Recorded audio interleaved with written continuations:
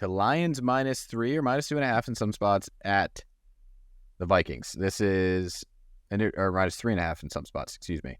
61% of the bets on the Vikings, 64% of the money, also on Minnesota. I like the Lions. I think this is a slightly they've been a bit undervalued recently after, especially, the loss to the Bears. They got Jared Goff back into the dome against the Broncos last week and put up 42. Who are the Vikings to only be 3-point underdogs after losing to the Bengals in Cincinnati with Nick Mullens at quarterback, right? I think this Lions team is far better. I think they need to show consistency in the division and just kind of lock things up there and not let anything crazy really happen. I think the Lions defense getting slightly healthier. CJ Gardner-Johnson looks like he's going to be playing, so I think this is a really tough spot for the Vikings to cover, despite them being at home. I just don't know if I can back Nick Mullens. You want to hear an interesting stat between Jared Goff and Nick Mullens? Yes. Jared Goff his passer rating in a clean pocket is 113.8 versus Nick Mullens' 92 flat. But their passer rating under pressure, Jared Goff's at a 64.4, so almost half of the passer rating under pressure compared to in a clean pocket. So testament to a great offensive line for the Lions. But Nick Mullens is at a 76, 12 points higher than Jared Goff under pressure. A better quarterback under pressure, if you will, DJ. I know that this Vikings offensive line is not going to hold up very well against the Detroit defensive front, where that defensive line has been really solid for them with Hutchinson, with Aquara, and Anzalone coming in at linebacker too. But I don't know if that necessarily means that I believe in Nick Mullens despite having the better passer rating under pressure than Jared Goff. I do really like this spot for Ty Chandler, though. He has been doing a really solid job filling in and getting the majority of the touches now at running back, which should have happened long ago. Alex Madison was horrible, has been horrible, and that is old news now.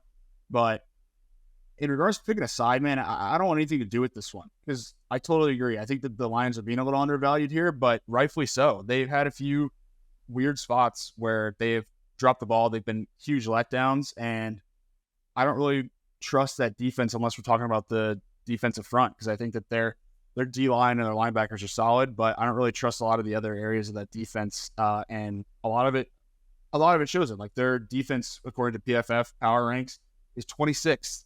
That's awful. So yeah, I'm not necessarily saying that the Vikings are going to cook them offensively, but I do think that there could be some surprises for the Vikings offense here. They do have Justin Jefferson all the way back, correct? So yeah, the wide receivers are full go. Addison had a really phenomenal week last week. And we've seen these backups really rely on TJ Hawkinson a lot too. He's been a godsend, and TJ Hawkinson revenge game, right? So I'm not touching this one from a side standpoint. The total is a bit interesting. It feels a little high, but I really don't want anything to do with this game, to be honest with you.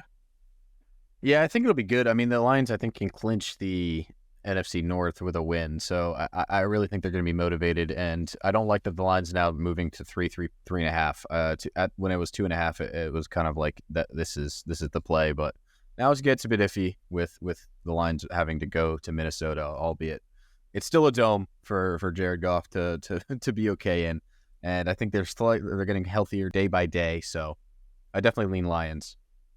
Merry Christmas and happy holidays, Andy. It's going to be such a fun week. Glad I could do this here with you again. Glad we can get back on track here, recording Sharpen the Public. As always, thank you guys for listening and watching on YouTube. We appreciate all your support.